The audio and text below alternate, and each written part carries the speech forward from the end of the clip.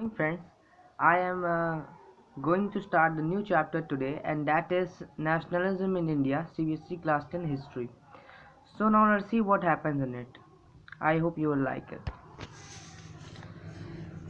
So, friends, in the first, we will see in the first unit that the heading is the First World War, Khilafat and Non Cooperation Movement. In this paragraph, we can see that the taxes given and income tax reduced by the war, and after the First World War held in the Europe, is influence the what do you say? Sorry for this inconvenience. I'm just adjusting this camera over here. Sorry for this. Okay. So now in this paragraph we can say that in the First World War was going in Europe between 1914 to 1980 and in 1918, as we can say, and we can see, and Europe was in need of a continuous supply of resources which was exported from India.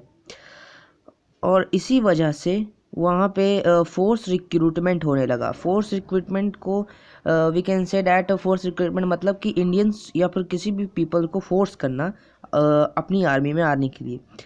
तो Britishers ने, colonial government ने यहाँ के जितने भी man थे, उनको, villages थे, पीपल्स थे, उनको फोर्स किया कि हमारी तरफ से आप वर्ल्ड वॉर में जाके लड़िए. तो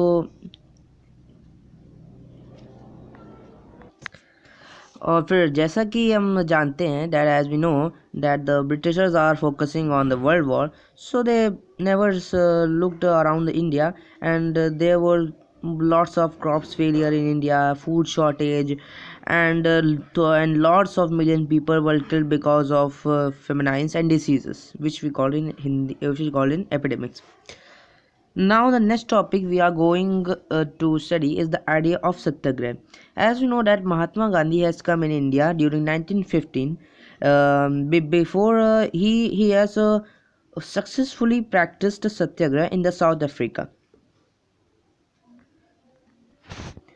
And these three Satyagraha in India, as well as Satyagraha which he successfully did in the South Africa, all were successful, and Indians were looking forward to Mahatma Gandhi to become a national leader, to lead them to fought against the Britishers.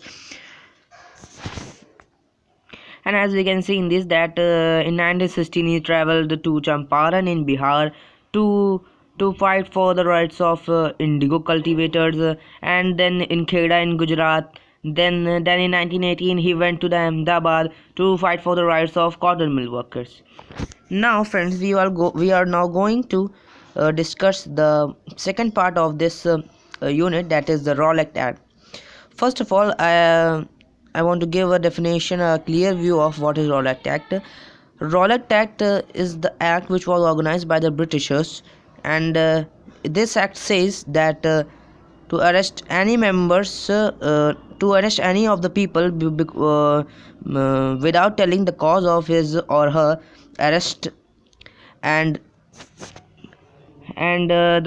amazingly the main thing was that he or she cannot do anything in his defending.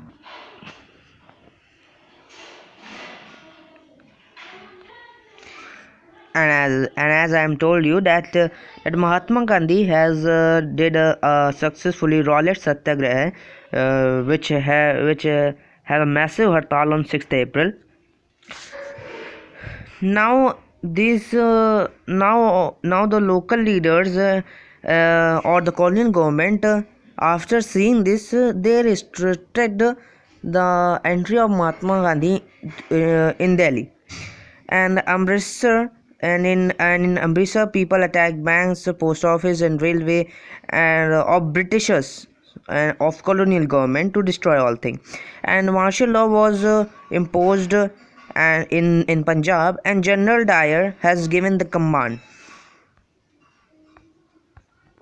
And as we all know that on 13th April, which was a day of Baisakhi, all the peoples of other villages in Punjab went to the Amritsar in Punjab, or sorry, in Punjab, and uh, villagers come from the villages. They didn't know that the martial law is being announced in this area, so they're busy in their celebrating the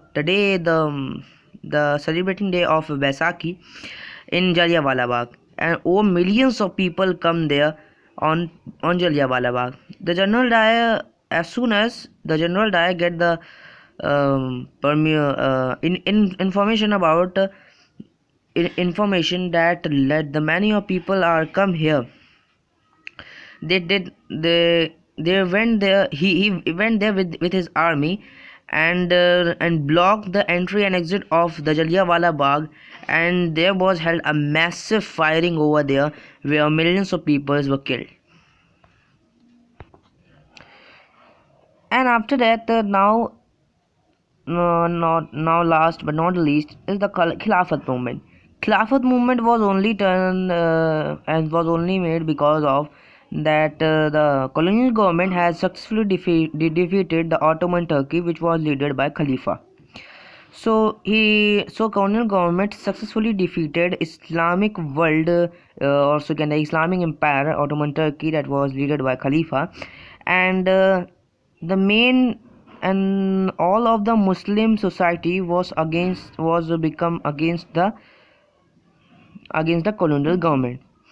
Then then the two brothers, namely Muhammad Ali and Shaukat Ali, began the action on the issue. Means mass action on the issue means that they become and they become a they contacted Mahatma Gandhi and to help them in this Khilafat movement and form this.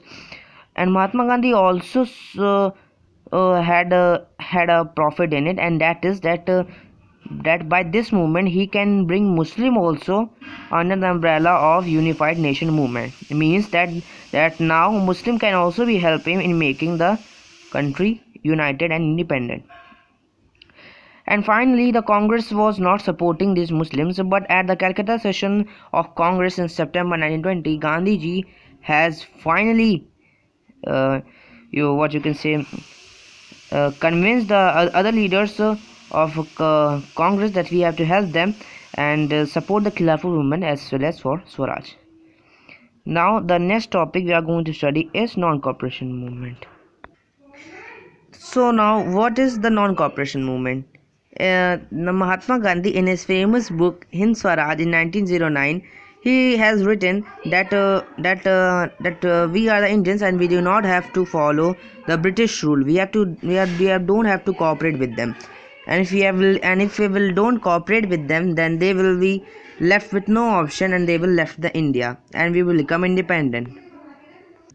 But it never means that you should break the laws. It only means that you don't have to cooperate with the Britishers. So now we will discuss that how this non-cooperation become a movement. It become a movement because of three things. First, the surrender of titles means that all the Indians have their own title, and the colonial government hasn't any title of its rule over India. So second was the boycott movement of civil services, army, police, courts, initiative council, schools, and foreign goods. This means that the people of civil services, army, police, courts, and legislative council, schools, and foreign goods were now be restricted in India and used in India. And if the government or the colonial government use if the colonial government used repressive method, then the full civil obedience campaign should be launched. Was expected to be launched. So, but many leaders in Congress was not interested in this movement. They wanted to participate in the election in the council election, which is held on November 1920,